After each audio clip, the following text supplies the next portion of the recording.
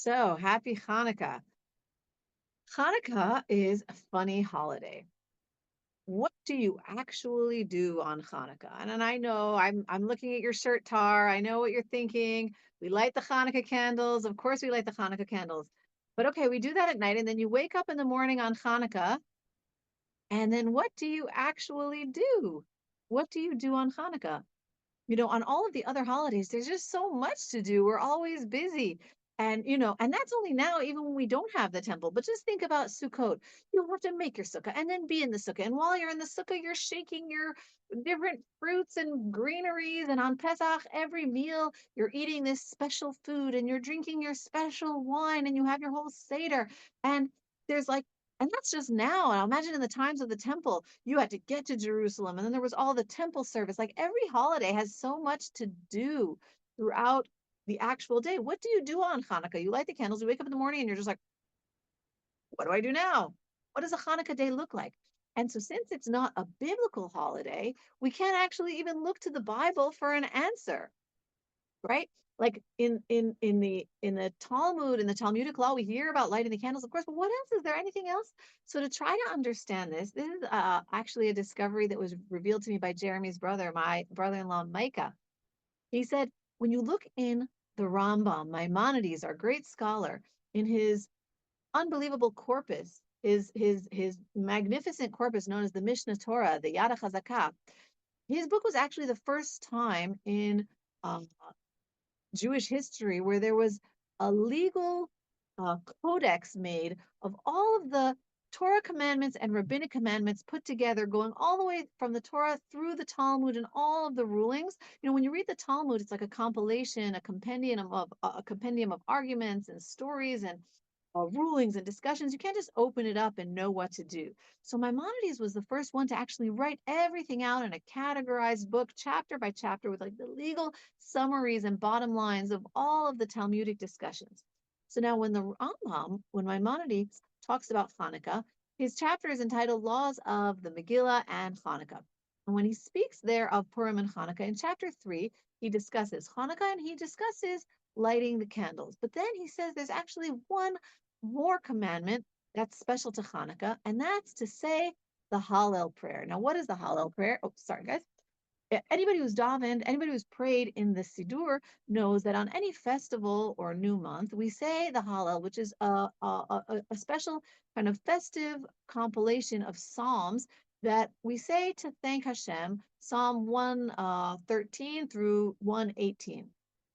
Obviously, many people in the synagogue will like singing this, and it's really festive, and we praise Hashem.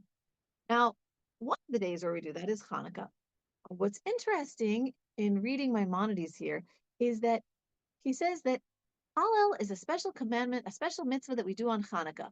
No big surprise, right? But then he goes on to start explaining all of the rules of how we say Hallel and saying Hallel on the other holidays. Now, this is all in the chapter that's only about Hanukkah. Now, why is that so surprising? Because Maimonides has an entire section, an entire book within his codex about the laws of prayers. He doesn't teach about Hallel. He doesn't teach about this song, this prayer of praise and of gratitude in the book that he writes about prayer. And he doesn't write it on where you would expect it to be in describing the laws of the biblical festivals. That would be the most natural and obvious place to talk about it. Like, obviously, on biblical holidays, we're supposed to say a special prayer and thank Hashem.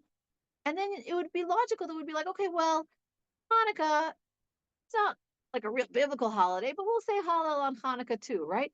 But Maimonides does the opposite. He says we say Hallel on Hanukkah, and all those biblical holidays, all the biblical festivals, we say it then too. Isn't that strange? It's like he's learning this central idea about all of the holidays from Hanukkah. But Hanukkah was the latest holiday to be added into all of our holidays. So, Maimonides' work is almost impossibly methodical. Like he's so careful and cautious when he puts out his laws. If he's putting the laws of Hallel here, it obviously has a profound message about the essence of what Hanukkah is. Okay, so why is Hallel not just? It's not only introduced by Maimonides here about Hanukkah, but it becomes the paradigmatic Hallel, the Hallel that becomes the source that we just derive all other times that we say this praise to Hashem. I want to suggest that the Rambam is teaching us that Hallel, that, that he's teaching us that these special prayers aren't just another thing we do on Hanukkah, but it's actually an expression of the essence of Hanukkah. Because, every holiday has its unique essence. We talk about this all the time, that sometimes something so dramatic happens in reality that it changes the fabric of time itself, right? Every holiday has this essence. On Passover, we had the Exodus. It was such a powerful thing that it reverberates freedom through all of history going forward in that time. On Shavuot, Hashem revealed himself at Mount Sinai. It's like we have the power to touch on revelation, that essence of revelation every year at that time. What is Hanukkah? Hanukkah is something else, right? So so the Rambam is teaching us, Maimonides is teaching us that it's a holiday where the essence of what we do is saying Hallel. What do we do all day? The thing that we're actually doing is saying Hallel. It's not an aspect of the holiday, it's the aspect of the holiday. If you want to understand Hanukkah, focus on that main thing that we do. That's Hallel, that's gratitude, that's the fundamental theme of the day. So if all the other holidays are sending a message through time, the message that Hanukkah is sending through time is the message of Hallel, the message of gratitude. Now, to understand that, why would the message of Hanukkah of all days specifically be gratitude? We have to take a little bit of a closer look at the history of Hanukkah. And Hanukkah is interesting when you try to get into the backstory, because depending on who you're talking to, you can get an entirely different rendition of what this holiday is. Like when you read the Talmud, there's no mention of Maccabees fighting Greeks. I'm serious. It's all about the miracle of a little jar of oil lasting for 8 days. Now, when you read historic accounts, or the book of Maccabees, or the books of various other historians, there's no mention of the oil at all. It's just about the Maccabees fighting the Greeks.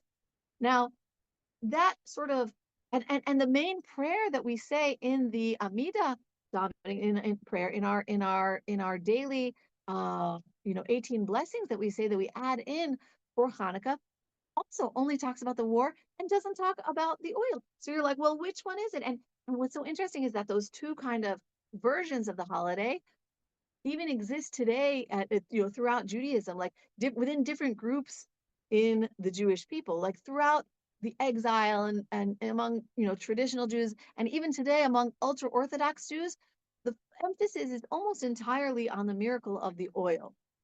Because imagine how far from our culture during the exile did it seem to be like not to be with like weapons and fighting, like how far that seemed from Jewish culture during the exile.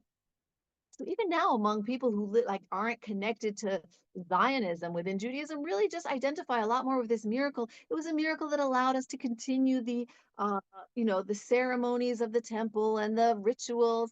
And then, when the first Zionists, the secular Zionists, came to Israel, they focused almost entirely on the military parts of Hanukkah. You go back into early Zionism, they have all these songs about the Maccabees, and the entire holiday was about the Maccabees because they didn't want to hear about the temple service. They wanted to hear about people people standing up for themselves and fighting for freedom. So the Zionists that came back to the land to fight for freedom, they're celebrating Maccabees, right? Not God. They saw the message of Hanukkah as like Jews should be fearless and courageous and fight their enemies. So what's the real theme? I think that the secret is the combination when we actually understand the chronology, because if you look at the timing of Hanukkah, according to historians and according to the book of Maccabees, the Maccabean revolt began in the year 167. Now, about 3 years into that war, the Maccabees succeeded in recapturing, rededicating the temple. And that's when we have the relighting of the menorah and finding the oil and the miracle of the oil. That's 3 years into the revolt. But the war itself lasted much longer. The battles continued for years. And the complete freedom of, of Judea only came in the year 142. That's 25 years after 142 BC, of course, 25 years after the war started, when full like, Jewish independence was actually achieved under Shimon, who was the only brother left alive of the surviving, the only surviving son of Matityahu. So now, if we combine, now what does it say in the book of Maccabees? It says, and then Judah and his brothers said, now that our enemies have been defeated, let us go and purify the sanctuary. They offered sacrifices, they lit the menorah and made this 8-day celebration. And it says in the book of Maccabees, to give thanks and praise to Hashem. So if we combine this with the Talmudic understanding that at this point, the oil lasted for 8 days, they were experiencing this miracle, but they were experiencing it not the end of the war when they had independence, but what we now know to have been the beginning, before the massive battles where ultimately the Maccabee brothers themselves are going to be killed and there will be so many sacrifices. So now they established Hanukkah. And what does it say? The purpose of establishing Hanukkah was to give thanks and praise to Hashem. They did the thanks and praise before Hanukkah was even close to being over. So it's this 8-day celebration of thanks. Giving thanks, saying Hallel is not something we do among our tasks of Hanukkah. It is the point of the holiday. Every Jewish holiday is reliving something. What are we reliving? Right? On Sukkot, we relive living in our fathers living in booths by living in booths. On Pesach, we relive our fathers eating matzah by eating matzah. What do we do on Hanukkah? We relive our fathers having gratitude at a time where it didn't really make sense to have gratitude. At the time when you would not, 3 years into a 25-year war is not the time when you would expect to be the holiday of gratitude. And it's funny because Hanukkah comes out in the winter, people often compare it to Christmas, but it's really not a good comparison. It would be much more apt to compare it to Thanksgiving. It's the Jewish day of giving thanks. It's Thanksgiving. It's the day of gratitude. It's the essence of our day. And now what's more interesting is that they recognized what was happening to them. Why were they so grateful?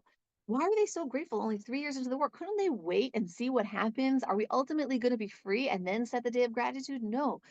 They saw this sign. Everything was going so rough. It was going so bad. And then finally, they get to the temple and they're able to light this oil. It lasts longer than they expected. It's like Hashem saying, hi, I'm here with you. However hard this is, that gave them the strength to keep going. We look back and say, wow, this band of warriors, they won the mighty Greeks, but they didn't know that that was the point in history that they were in. They were saying thank you, not because everything had been resolved, but because they sensed Hashem's presence and his hashgacha, as we say in Hebrew, his providence, even in these really, really difficult moments. So the Hallel that we say is the Hallel that teaches us about gratitude at all times, because it's easy to say thank you on Passover when we were already like totally free.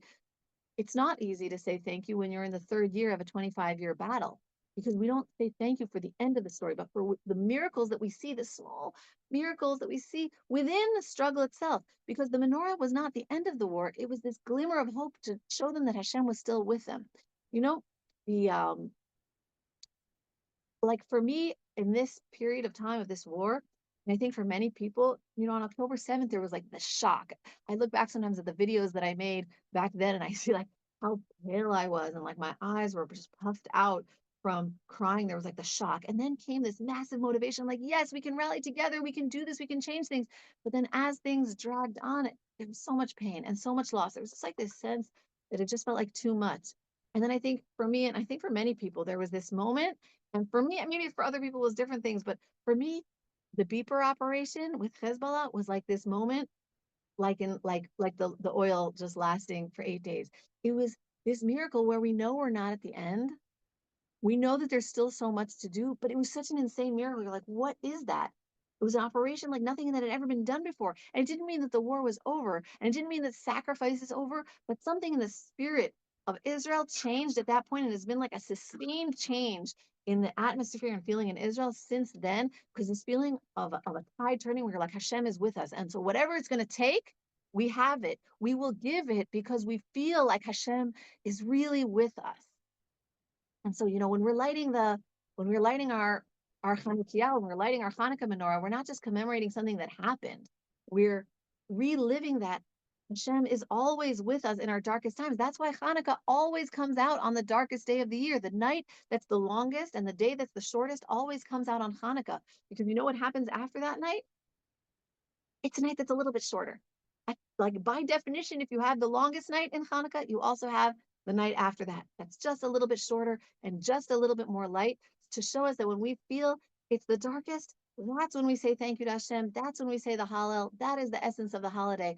And as our story continues to this unfold in Israel, may we all feel Hashem's presence wherever we are on this journey. We can be just thankful and in a state of gratitude for the miracles that we've seen so far and in all of our lives. I hope that you all feel Hashem with you. If you're in whatever place that you're in, whatever stage you're on your journey, may you feel Hashem with you, just like the Maccabees felt in that time of rededicating the temple.